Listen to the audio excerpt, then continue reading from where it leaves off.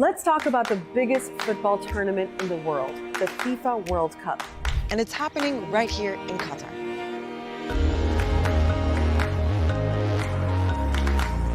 More than 1 million football fans are expected to travel to this tiny Gulf nation for what's going to be a World Cup of many firsts, including the first to be hosted in the Middle East. It's a great event for my country. As a Qatari, I'm very proud. I'm so excited that people are coming to Qatar to actually experience it. And Qatar has built so much new stuff to make it all happen. 7 stadiums, a new airport, more than 100 hotels, new highways, and a new metro. The total bill is coming in at something like $200 billion, making this the most expensive World Cup ever by a long way. We've basically seen an international city emerge out of the desert. But it's also a World Cup that's come in for a lot of criticism, especially over human rights issues and Qatar's treatment of the migrant workers who've built everything.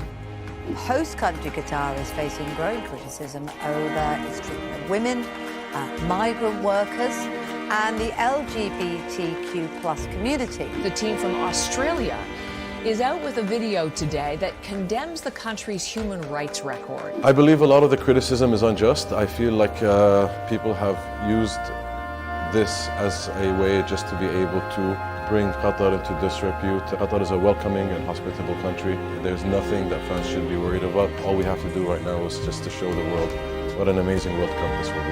This country has been looked at, poured on, scrutinised for 12 years. I think there's also a real kind of determination from the organisers to prove the world wrong. So we're going to take you through some of the basics about Qatar, explain some of the controversies behind this World Cup, and tell you what to expect from the tournament.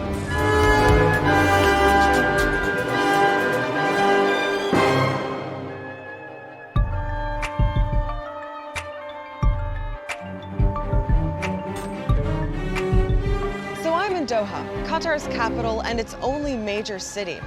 Qatar is a desert peninsula in the Gulf. It's got only one land border, that's with Saudi Arabia. Dubai and Iran are also nearby. They're just across the water. And Qatar is tiny. It takes roughly 2 hours to drive from top to bottom. Nearly 3 million people live here, but only 380,000 are actually Qatari nationals. Everyone else has come here from all over the world to work in all sorts of jobs.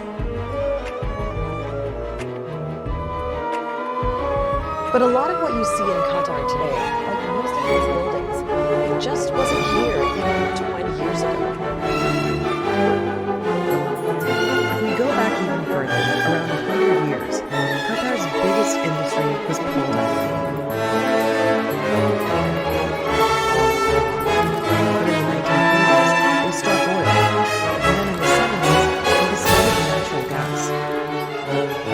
Qatar has the 3rd biggest gas reserves in the world.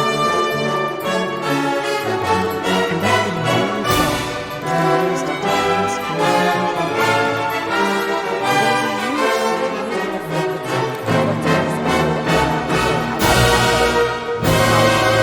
the 2003. If anybody asks me, where are you from? And I say, I'm from Qatar. They ask me another question, where is Qatar? What is Qatar? Now, they just ask me how it's look like. What is, if we visit Qatar, what do we need? How it's the culture? The profile is growing dramatically, and the Qatari government has succeeded actually in establishing themselves on the world map. Now, on the political front, Qatar is not a democracy. Like its neighbors in the Gulf, it's a monarchy, and the emir essentially runs the government. Right now, that's Sheikh Tamim bin Hamad Al Thani. But it was his father, the previous emir, who really kick-started Qatar's super-fast growth. Sheikh Hamad came with a new vision and mission in his mind, and he wanted to develop the country, whether in education, in healthcare, in media, in culture, in sports. Qatar actually uses those as tools in its soft power. But it's not just soft power. Qatar's also tried to position itself as an important political player, for example, by mediating between groups fighting in countries like Sudan and Afghanistan. Well, I think there's a few different goals that go back to a bigger strategy over the last kind of 25 years or so, really thinking about the country as trying to solidify for itself a kind of a reputation on the international stage. And the ultimate expression of Qatar wanting to be this big global player is hosting the World Cup. The 2022 FIFA World Cup is Qatar.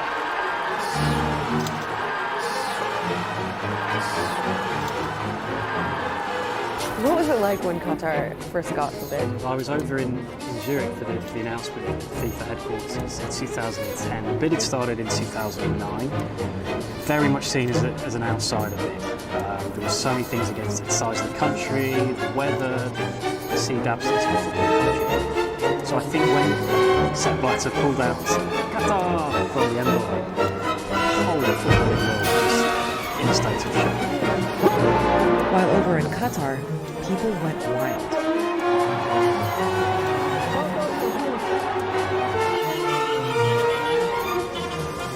Since then, a lot has happened. There were years of corruption scandals at FIFA, world football's governing body. The FIFA scandal rumbles on. 7 people are now arrested as top members of FIFA's board. And Qatar, along with Russia, which hosted in 2018, is accused of essentially buying its winning bid. It's something that Qatar has always denied. We haven't seen anything definitive proving that process was corrupted, but certainly the questions being there, I think, already has certain doubts, I think, in the minds of a lot of people. There's another shadow hanging over this tournament, and that's the issue of labor rights and the working conditions for the tens of thousands of people brought in to do all the construction, many of them from countries in South Asia and Africa. Because Qatar, like other Gulf countries, relies almost entirely on foreign workers. They play a key part of making Qatar's dream to host this World Cup possible, and yet they were governed by this very problematic system. The system created an over-dependence of migrant workers on the employer or the sponsor. So this created this power imbalance that actually drove labor abuse and exploitation in the country and across the Gulf region.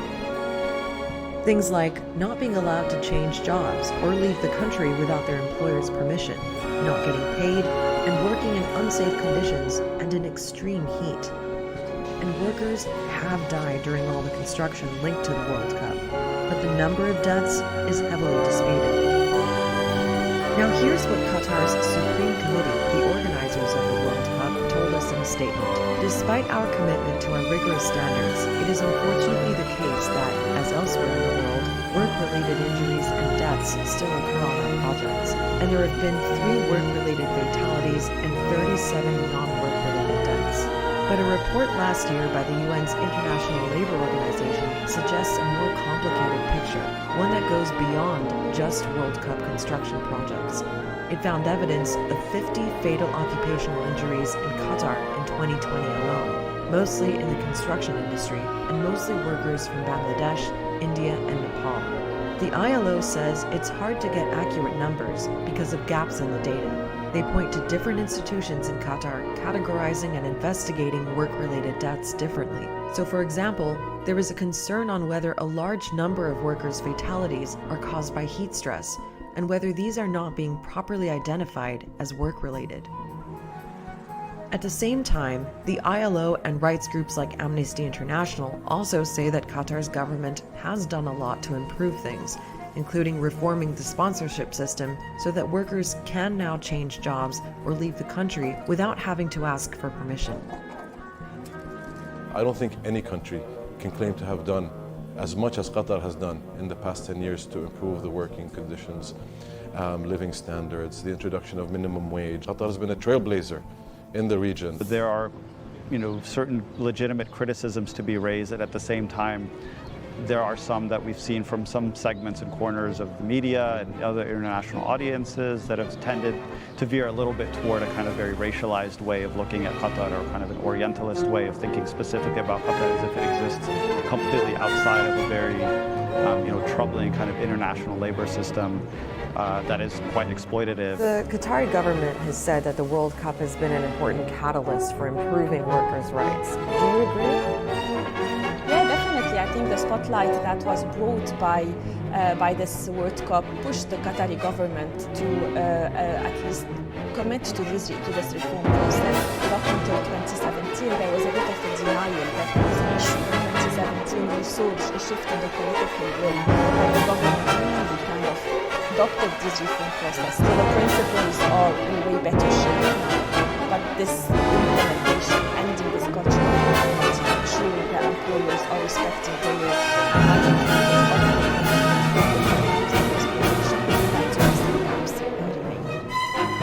And it's not just labor rights. The World Cup has also drawn attention to other rights issues in Qatar. For example, homosexuality is criminalized here, and that's been a big focus recently. Concerns are growing that Qatar is not doing enough to ensure the safety of LGBTQ+ fans. Some of the teams have raised the issue, and the German and English captains say they'll wear rainbow armbands in support of the LGBTQ community. The message from FIFA is to focus on the football, and Qatar's organizing committee says everyone will be welcome. I reiterate the message of Qatar being a safe country, a hospitable country, and I am confident that anybody that comes to Qatar is going to feel welcome and safe.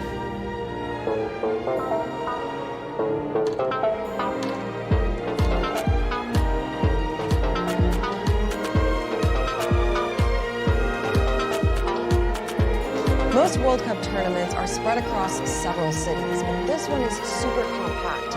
All 8 stadiums are either in Doha or within an hour's drive, so if you wanted to, you can go to more than one match in a day. But with all the fans concentrated in this small area, it's going to be a huge operation to make it all run smoothly. Will there be enough accommodation? Will the traffic be gridlocked? Will the new metro be able to handle the crowds? Then there's all the new entertainment they've prepared.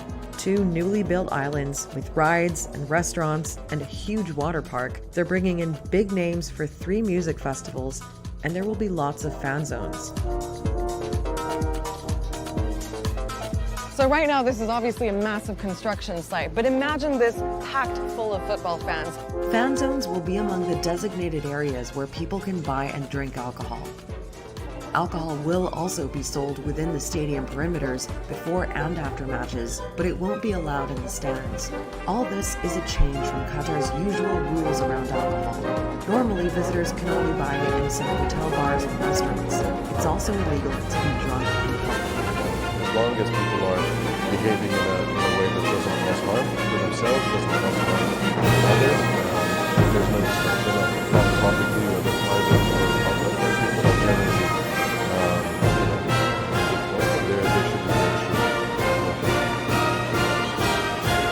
When it comes to local laws in Qatar, it seems that things are going to be a little more relaxed during the World Cup. But that still leaves so many questions about exactly which laws are going to be enforced and how. That's the thing about